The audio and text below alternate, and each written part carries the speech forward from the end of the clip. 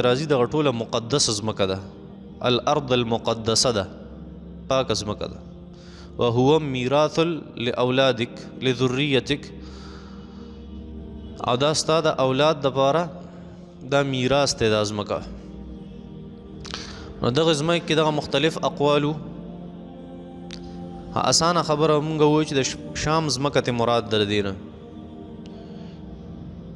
موسی علیه السلام خپل قوم ته وفرمیل چې ای زما قومه، تاسو دې ځمکې د شام ته داخل شئ، دا ځمکه به الله جل شانو التي كتب الله لكم، الله جل شانو دغه ځمکه ستاسو دپاره مقرر کړي، ستاسو دپاره مقرر کړي. مطلب دا دی الله تاسو سره دا وعده کړی ده که تاسو دې ځای ته ورغلئ نو دا به الله جل شانو تاسو له درکوي. یا الله جل شانو به دا ځای د جهاد نه پس دا تاسو ته په تحفه کې درکړي.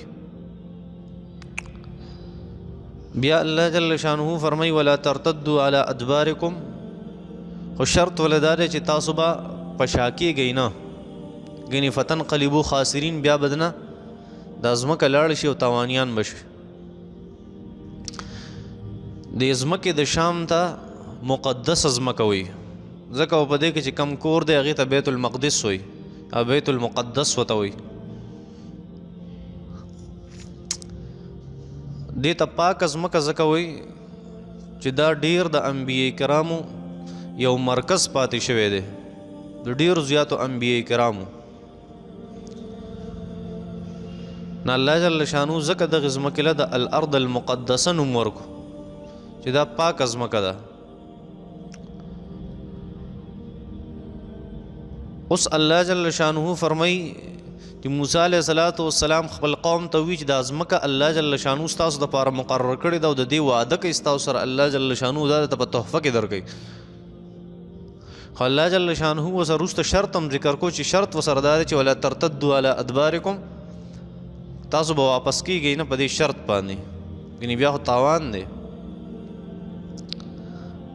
تاسو ته ما ووایي چې دا لفظ التي كتب الله لكم چې د شام د ځمکه الله جل شانو فرمای موسی علیه السلام بني اسرائیلو ته وایي چې دا ستاسو ده. نو څو ورځې مخکې دا یو ډېره د بحث هغه هدف جوړ شوی او دا خبره چې یاره یو عالم هغه په خپل تقریر کې او په خپل بیان کې وي او په خپل انټرویو کې وي چې دا خلک لیوني شوي دي، پاگلان دي، دوی د اسرائیلو سره جګړې کوي او د هغې سره اختلافات کوي او اسرائیل خو تسلیمول پکار دي. ځکه چې الله جل شانو فرمایي التي كتب الله لكم، موسی علیه السلام بني اسرائیلو ته وی چې الله دا ځمکه د شام ستاسو دپاره مقرر کړې ده، دا ستاسو ځمکه ده. نو اسرائیل پې اوس جګړې کوي، نو موږ ته وایي جګړو ته ضرورت نشته مسلمانانو ته. دا یوه خبره. دویمه خبره د بل طرف نه د غشو د کالتوسو گزارونه شروع شو، ځکه دا ملک خو داسې دی دلته د الله چا نه غلطي نه کوي. مونږ به ووایو چې ټیک ته دی مولي صاحب دا په قصد نه دی ویلي، دا ته غلطي شوې ده. چې د مسلمان نه کله غلطي وشي نو بس هغې ته خلک بیا غلطي وایي، ښه غلطي ورته ویل پکار، غلطي وشوه بس هغه که چېرته معافي وغوښته ټیک ده. خو که خبره داسې نه وه او هغه په هغې کلک ولاړو چې مولیانو له د کتب الله لکم معنه نه ورځي چې بني اسرائیلو ته الله جل شانو اسرائیلو ته وایي چې دا ځمکه ستاسو ده، کتب الله لکم، الله دا ستاسو دپاره فرض کړې ده، مقرر کړې ده، تاسو ته په تحفه کې درکړي، تاسو سره دې ځمکې وعده کړې ده. په دې خبره هغه کلک ولاړي چې نه مونږ له اوس جګړه نه ده پکار د اسرائیلو سره او اسرائیل تسلیمول پکار دي، هغې چې څه کوي هغه هم درست دي. نو مونږ به بیا د قرآن او د حدیث او د تاریخ په رڼا کې د هغه اصلاح کوو. څه به کوو؟ اصلاح. په هغه پورې به خنداګانې نه کوو، په هغه پورې به ټوکې نه کوو، هسې به د پیش نه پیشاخانې نه جوړو. څه به کوو؟ بطور اصلاح په یو خبره کوو. اوس دا اصلاح کول دا به عام خلک اصلاح نه کوي، هغه یو عالم دی نو اوس په هغه باندې تنقید او د هغه اصلاح کول دا د علماو کار دی نه کې د عام خلکو کار دی. هغه خلک چې په قرآن او په حدیث باندې پوهیږي هغه به د دې خبرې جواب ورکوي. عام سړي ته دا اختیار نشته چې دوه علما خپل منځ کې اخته شي په یو مسله کې او یو وی دا گمراه دی بل وی دی گمراه دی، دا ټیک وی دا غلط وی. دا خبرې فضول خبرې دي او د عام خلکو ته دا اختیار نه دی حاصل چې داسې وکړي. تاسو ته مخکې ما ویلي چې د اختلاف حق الله جل شانو هر چا ته ورکړی، اختلاف ساتلی شي. د یو طرف سره مرګرتیا او د بل طرف سره مرګرتیا نه کول دا هر انسان ته دا اختیار حاصل دی. خو د تنقید حق هغه بعض خلکو ته حاصل دی، کوم چې خاص خلک دي. او دین یو بل درجه د تذلیل نو تذلیل حق چاته هم نه دی حاصل. د اختلاف حق هر چاته حاصل دی، د تنقید حق بعض خلکو ته خاص خلکو ته حاصل دی او د تذلیل حق چاته هم نه دی حاصل چې بل مسلمان ذلیل کړي. نو اختلاف راغی د علماو په منځ کې، یوی چې اسرائیل تسلیمول پکار دي، نو ټول علما په بل طرف باندې چې دا خبره غلطه وکړه. نو علما کرام له پکار دي چې دغه خبرې د دغه سړی اصلاح وکړي، دغه عالم اصلاح وکړي، عام خلک پدای کې هغې له پرېوتل نه دي پکار.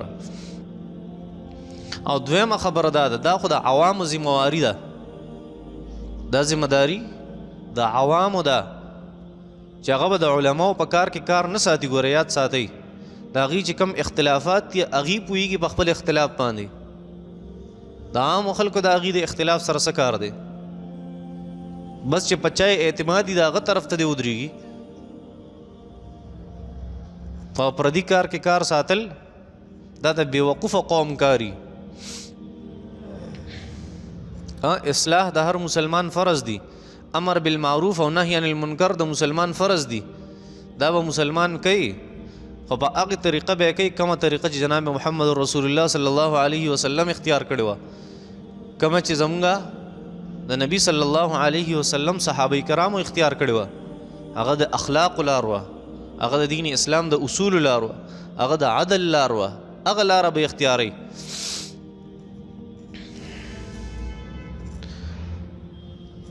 نو خبره مې دا کوله چې دا خو د عامو خلکو ذمواري و، اوس د علماو څه ذمداري ده. د علماو یو ذمواري ده، علماو له پکار دي چې په هر مجلس کې په هر ځای کې او د میډیا مخې ته او په فیسبوک باندې او په یوټیوب باندې او هغه که هر ذریعه ده د ابلاغ، نو په هغې باندې داسې اختلافات هغې له نه دي چیړل پکار. د هغې وجه ده کله چې دوه علما په خپل منځ کې اخته شي نو عام خلک په هغې باندې خوشحالي کم چې رزیله خلک دوه مولیانو جنگ ولا خوند ورکوي. ځکه علماو له پکار دي که دوی چېرته یو اختلافي مسله هم چیړي د دوی خپل منځ کې ښه ګرم اختلافي نو چې هغه په یو خاص پلیټفارم باندې کوي، نه په هر ځای باندې چې کم ځای ګوري په سپیکر کې هم لګیایي، په ممبر هم لګیایي، په محراب کې هم لګیایي، په فیسبوک هم لګیایي، په یوټیوب باندې هم لګیایي. داسې ولې نه دي پکار. ځکه هغه خلک چې هغه اغیار دي، دشمنان دي دین اسلام او دشمنان دي د اهل الله او دشمنان دي د اهل الحدیث، دشمنان دي د اهل الكتاب، نو هغه د دې خبرو نه فایده چوتی بیا. نو داسې هغې له نه دي پکار او دې ته لږ سوچ پکار دی. دویمه خبره هغې له دا پکار ده دغې خاصو خلکو لره چېره چېرته یو اختلاف ته دي په خپل منځ کې راځي، هغه په دې خبره باندې زمانه زیات پوهېږي. خو چېرته چې اختلاف د هغې بنیاد مفاداتي نو هغه تباهۍ طرف ته انسانان بوځي، نه کې کامیابۍ طرف ته. کله چې اخلاص نه په یو اختلاف کې، دغه اختلاف بیا رحمت نه دی، دغه اختلاف بیا زحمت دی، دغه بیا کامیابي نه، دغه بیا بربادي ده، دغه بیا هلاکت دی، ناکامي ده، دغه زوال دی، تباهي ده د امت مسلمه. دې خبرو ته هم لږ احتیاط پکار دی. ښه نو خبره مې دا ذکر کوله چې یاره دغې مولي صاحب وفرمایل چې التي كتب الله لكم، الله جل شانو د ازمکه ستاسو دپاره مقرر کړي. دا خبره د مولوي صاحب ټیک وه، بلکل درسته وه چې اسرائیلو ته الله ویلي چې شام د ازمکه ستاسو ده، خو صرف دومره مسله ده چې تاسو ته ما ویلي د حق خبرې هم درې اصولي، چې ستا خبره هم حقي، ستا طریقه هم حقي او موقع هم حقي. په داسې موقع او په داسې طریقه باندې خبره وکړه چې خبره د کولو نه وه، نو دا مناسبه نه وه چونکې په داسې حالاتو کې او ده دا وکړه. نو که عام خلک دي او که خاص خلک دي نو په هغې باندې هسې ځان بې عزته کو خراب یې کړو، نه دي کول پکار داسې. نو التي كتب الله لكم اے بني اسرائیلو دا ځمکه الله تاسو دپاره مقرر کړې ده. تاسو ته ما ووایي چې په دې کې مختلف احتمالات دي چې الارض المقدسه نه څه مراد ده. نو یو خو دغه احتمال د وجې نه څوک دا نشي ویلی چې دا پلانکې ځمکه د اسرائیلو ده. دویمه خبره دا ده چې په دې آیت مبارکه کې بني اسرائیلو ته الله جل شانو یو شرط لګولی.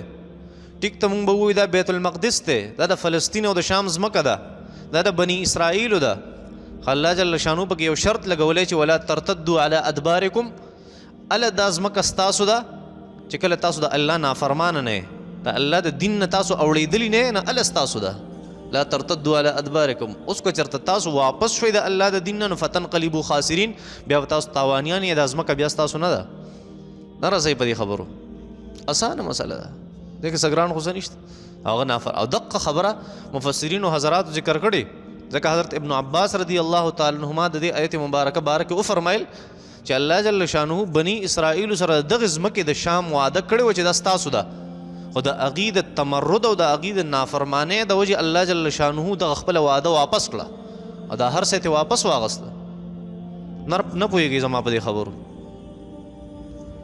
او امام رازی رحمت الله علیه ذکر کړي چې دلته الله جل شانو دا وعده ذکر کړي چې التي كتب الله لكم دا ځمکه د دې وعده تاسو سره ما کړې د ای بني اسرائیلو. او بیا فرمایي چې ان الوعد مشروط بقید الطاعه، چې دلته الله کوم وعده ذکر کړي دی په یو شرط سره ذکر کړي چې هغه شرط ولدار چې تاسو به فرمانبردار یې د الله جل شانو. هغې کوم ځای کې فرمانبردار دي؟ اسرائیل د الله فرمانبردار دي که مشرکان دي؟ مسلمانان دي که کفار دي؟ د الله جل شانو د دین خیرخوا دي او د پیغمبرانو خیرخوا دي که بدخوا دي؟ نو چېرته ځمکه د شام هغه د اسرائیلو نه، دا د چا ده؟ دا د مسلمان ده، دا د مسلمان. ولې موږ د اسرائیلو سره اختلاف کوو؟ بعضې ډېر نادانه مسلمانی، ناپوهه انسانی چې څه ضرورت دی اختلاف ته. موږ که د بني اسرائیلو سره اختلاف ساتو او موږ د پاکستان په قانون کې او په خپل پاسپورټ کې چېرته اسرائیل تسلیم کړو، نو دې خو موږ ته فایده ده. فایده دا د هغې سره به اختلاف ختم شي، نو زمونږ ډېرې مسلې به پې حل شي که دغې یهودو سره زمونږ تعلق قایم شو. نو زه یم او نادانه مسلمانه، ای ناپوهه انسانه، تا چې دې نه مخکې د یهودو سره تعلقات قایم کړي تا ته فایده وشو که نقصان وشو؟ تا چې امریکا تسلیم کړي تا ته فایده وشو که نقصان وشو؟ تا چې برطانیه تسلیم کړي تا ته فایده شوی که نقصان شوی؟ ته په دې خبرو باندې نه پوهېږي. تا چې دې نه مخکې د یهودیانو سره الله جل شانه صفا فرمایلي ولن ترضى عنك اليهود ولا النصارى حتى تتبع ملتهم. دا یهود او عیسایان، نصارا او یهودیان دا چرته تاسو نه خوشحالېدی نه څو پورې چې تاسو د دې په دین کې نه شامل شوي. الله جل شانه خدا فرمایي، الله جل شانه فرمایي دا خپل دوستان مه جوړوئ. لا تتخذوا اليهود والنصارى اولیاء، مؤمنان پرېږدي او د غیر مسلم د یهود او د عیسایانو سره تعلق ساتي. نو دې کې ستا ته څه فایده ده؟ آیا د اسرائیلو سره ټیکنالوجي ښه ده چې موږ ته خیر وغواړو؟ آیا د اسرائیل فوج زموږ نه ښه دی چې موږ د فوجیان او د هغې ټیکنیکس دي هغه ته راوغواړو، د هغې ټریننګ راوغواړو، د هغې سره غلا، د هغې معیشت داسې قیمتي دی چې موږ د هغې نه هغه طریقې کار راوړو، دلته په خپل معیشت وچلو؟ آیا د هغې مذهب دومره ښه دی چې موږ د هغې نه مذهبي اصول والو؟ کمه فایده ده په اسرائیلو کې چې موږ اسرائیل تسلیم کو؟ فایده څه ده؟ اختلاف چې ستا ختم شي او ستا تعلق د هغې سره قایم شي، نو فایده څه ده؟ تا د دې نه مخکې چې د امریکې سره تعلق قایم کړی تا له فایده درکړه که نقصان؟ ستا افغانستان یې تباه و برباد کو، ستا لیبیا یې تباه و برباده کړه، ستا حرمینو شریفینو ته سترګې کلو کړي دي، لاسونه یې ورته راغځولي دي. په مخ ته ځمکه باندې چې څونه فساد دی په هغې کې دغه یهودیانو لاس دی. ځکه جمال عبدالناصر ویلي وایي که چېرته د سمندر په یخ کې د دوو میانو خپل منځ کې جګړه وه زه به یم چې دا ټول حرامیتوب د یهودیانو دی، دا ټول د یهودیانو حرامیتوب دی. اوس یهود تسلیمول یاد ساتئ دا خبره ځان سره. د قرآن او د حدیث مطالعه دا وایي کم سړی چې تاسو ته د یهودو د دوستاني ترغیب درکې د دې سړي مخالفت وکړه، ځکه یهودیان ستاسو خیرخانه شي جوړې دی. یاد ساتئ دا د مسلمان شان دی.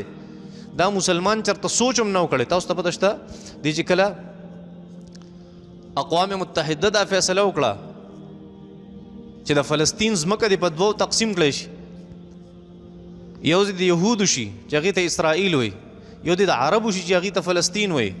په 1947-48 کې د اسرائیل لومبي وزیر اعظم څه ویلي وو؟ لومبي وزیر اعظم په 1948 کې څه خبره کړې وه؟ دا یې ویلي وو وایي کم ملک چې د مسلمانانو نوی جوړ شي، کم ملک چې د مسلمانانو نوی جوړ شي یا کم به جوړیږي یا کم جوړ شو، زمونږ مشن دا دی ټول نه لومبی به دا ختمو. او دقې ورځو کې لومبی پاکستان آزاد شوی په 1947 کې. دا یوه خبرې سره د پاکستان خلاف د هغې بنیاد دا دی د اسرائیل چې پاکستان موږ ختمو، ځکه پاکستان جوړ شوی په دې باندې. دوه ریاستونه په کائنات کې داسې جوړ شوي چې د هغې بنیاد لا اله الا الله دی. یو د مدینې منورې ریاست چې نبی علیه السلام د هغې بنیاد په لا اله الا الله ږدلی و. دویم دا ملک پاکستان دی چې پاکستان کا مطلب کې لا اله الا الله. اسلام شته یا نشته، خو هغې ته دا مرکز د دین اسلام ښکاري چې دی یو ملک مونږ تسلیم کړو ټوله دنیا را ګیرول بیا آسان دي. دا یو ملک پکار دی سره. او دوی وایي که مونږ د اسرائیلو سره تعلقات ښه کړو، همونږ چېرته د اسرائیلو نه خیر وغواړو، همونږ د اسرائیل تسلیم کو، نو زمونږ ملک ته به دا فایده وشي، دا فایده وشي، دا فایده وشي، دا فایده وشي. تا چې یهودیان تسلیم کړي دي نه مخکې امریکا او برطانیه څه درکړي دي تعالی، اوس هم خیر غواړي، اوس هم دا توقع ساتي چې ماله به هغې سره کړي. الله جل شانو دروغ وایي، پیغمبر دروغ وایي صلی الله علیه وسلم. که نه مونږ کې اسلام نشته، که مونږ مسلمانان نه یو، داسې نه ده. چېرته یاد ساتئ ځان سره چې الله فرمایي ستاسو دوست نشي کېدی. الله دروغ نه وایي، الله دروغ نه وایي. نو چې الله جل شانو دروغ نه وایي دا زموږ د ټولو مسلمانانو عقیده نه زه حیران دا یم چې بیا ولې زموږ د یهودیانو سره دوستانه، ولې اسرائیل مونږ خپل دوستان ګڼو، ولې د هغې سره محبت ساتو مونږ. زه حیران یم دې خبرې ته. الله جل شانو فرمایي چې موسی علیه السلام دې ته وفرمیل التي كتب الله لكم چې د ځمکه د شام الله جل شانو د دې واده ستاسو سره کړې ده، خو په شرط د دې باندې چې ولا ترتدوا على ادبارکم، که تاسو بېدینه نه ای بني اسرائیلو، که تاسو بېدینه ای مشرکان یې او د مسلمانانو جومات ته نقصان رسوئ او د اسلام خلاف کوئ، د پیغمبر خلاف کوئ، د پیغمبر بېعزتي کوئ، د پیغمبر خلاف کارټونونه جوړوئ، الله جل شانو فرمایي دا ځمکه بیا ستاسو نه ده، فتنقلبوا خاسرین، دا هر څه به ستاسو نه علم. وصلی الله تعالی علی خیر خلق.